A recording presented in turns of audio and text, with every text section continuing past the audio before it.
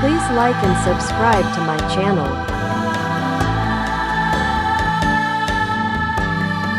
For decades, whenever you heard about Western Canadian separation, it was mostly just seen as angry talk, right? A political protest.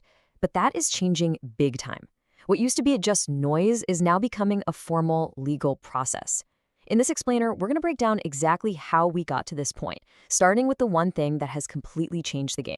See, this isn't speculation anymore. The whole idea of the Western provinces leaving Canada, well, it's moved way past the theoretical. We're now in a phase of real, concrete, legal action that's forcing the entire country to sit up and pay attention. The game has absolutely changed. So the big question is, how on earth did we get here? How did an idea that was once just dismissed as radical, a fringe movement, transform into a serious debate happening in courtrooms and provincial legislatures?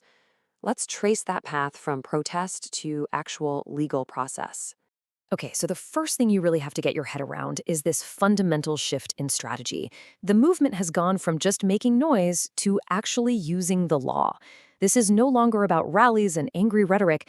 It's about methodically and strategically using the legal system itself to force the issue.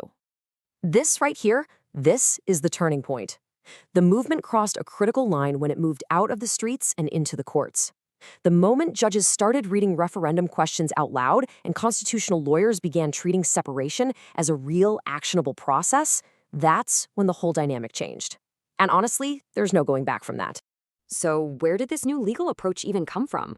Well, the province that literally wrote the playbook is Alberta. They didn't just complain about their grievances, they strategically built an entire legal framework to act on them. At the very heart of Alberta's grievance is a number, roughly $20 billion. That's about how much the province sends east every single year in equalization payments. I mean, we're talking around $600 billion since the 1970s. For a lot of Albertans, that is a huge price to pay while their own economy is facing challenges. And it's not just about the money, not at all. It's about this deep feeling of being actively undermined. Federal policies, like the infamous Bill C-69, aren't seen as a national strategy. They're viewed as direct attacks on Alberta's core industry and its constitutional right to manage its own resources. Now, the legal tool Alberta's using here is an incredibly powerful one, and it's a precedent that was set during the Quebec sovereignty crisis. The Supreme Court of Canada itself ruled that a clear yes vote on a clear question triggers a legal obligation for Ottawa to negotiate. It's not optional, it's mandatory. And you have to admit, Alberta has been really methodical about this. First, they passed a Sovereignty Act to challenge federal laws they see as harmful. Then, an International Agreements Act to start forging their own relationships outside of Canada. And finally, they streamlined the whole process for referendum petitions. Every single one of these steps is designed to put that Supreme Court precedent to the test. But here's the thing. This story, it's not just about Alberta anymore. There's been a quiet but incredibly powerful alignment happening across the entire West, and it's creating a coordinated movement. This statement from Saskatchewan's Premier Scott Moe was an absolute bombshell. Not because it was loud or angry, but because it was so calm. It wasn't a threat. It was just a statement of fact. What it did was validate the entire legal process and signal that, yes, provincial leaders would respect the outcome of a vote. And this chart right here really explains why he could say that so confidently. A decade ago, support for separation in Saskatchewan was maybe 15%. Today, it's hovering right around 45%. That is a massive shift in public opinion, and it gives politicians the cover to talk about things that were once completely unthinkable. Then you've got British Columbia, and this number is just staggering. Nearly 40% of all of Canada's trade touches BC. That gives the province immense structural power. It's not just another province, it's a keystone of the entire national economy. And inside BC, there's this critical divide. The coast might be focused on one set of issues, but you go into the interior and the north, the regions that do the mining, the logging, the transporting, support for leaving Canada is as high as 37%. These are the people who control the logistical arteries of the province. And let's not forget about Manitoba. It's the physical bridge that connects a potential Western bloc. About 70% of its trade already flows south to the U.S., and it controls key power grids and transportation corridors. Manitoba's alignment is what makes a new Western Confederation functionally possible. And finally, you have the Yukon, the territory that Ottawa often seems to underestimate. It might not have a big population, but it has immense strategic leverage, vast deposits of rare earth minerals the whole world desperately needs, plus critical access to the Arctic. So you've got all these internal factors, all these pieces moving inside of Canada.